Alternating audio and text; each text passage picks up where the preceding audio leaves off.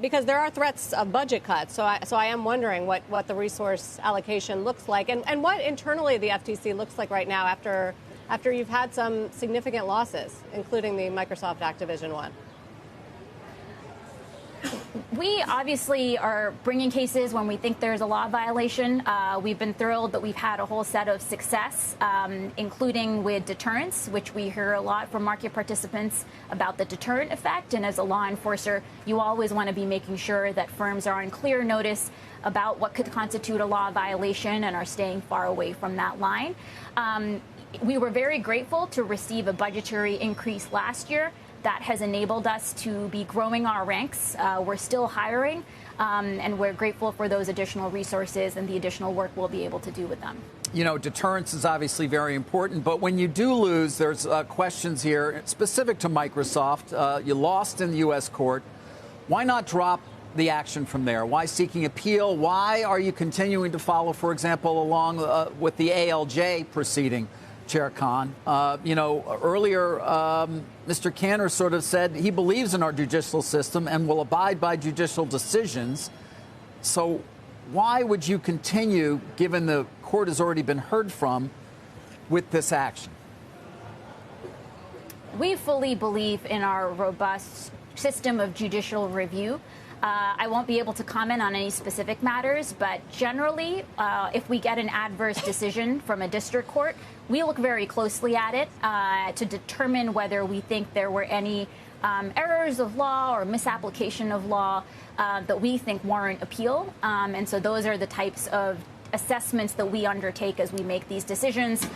There are a whole set of instances in which the FTC has not moved forward with an appeal, but in instances where it has, sometimes quite successfully, it's always because we believe that there was a misapplication of the law or further clarification of the law that needs to be done. And that's usually what drives those decisions. Yeah. How much is any of your decision making driven, or at least in part figures into your decision making, what goes on at the EU, for example, or even the CMA?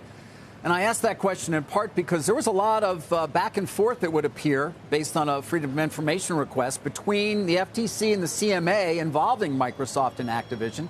Seems somewhat unusual. How much does what they do figure into how you think about what you do? Look, I was very fortunate to inherit an agency that is seen as a leader globally. During the Bush administration, the FTC launched an Office of International Affairs. And so for over a decade now, the FTC has been entering into cooperation agreements with enforcers around the world. There's been strong support historically from the business community and encouragement for the FTC to be working closely with other enforcers to ensure what some folks call harmonization. So that's the state of affairs. The FTC works closely with other enforcers, but at the end of the day, we make all of our determinations based on the facts and based on U.S. law. We always use our independent judgment when we're making these enforcement decisions.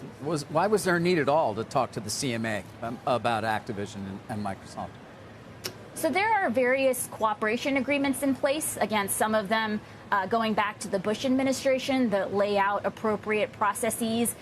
Sometimes it's businesses that want to encourage the FTC to be talking to other enforcers to ensure more streamlined review and more efficient information sharing. So this has been a long-standing practice. I'm grateful that the FTC is viewed as a leader internationally, and all credit goes to our terrific staff of the Office of International Affairs that for many years now has been ensuring that we are sharing our experience and expertise around the world.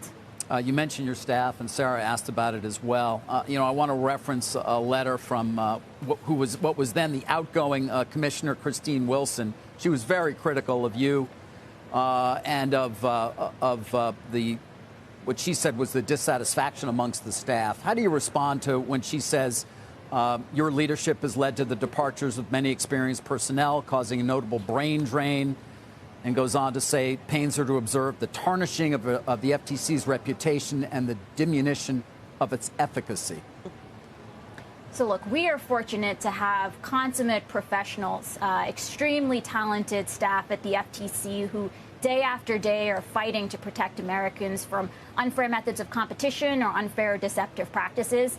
Of course, we work hard to make sure that the FTC remains a great place to work. I've been really thrilled that we've been able to recruit a whole set of new folks.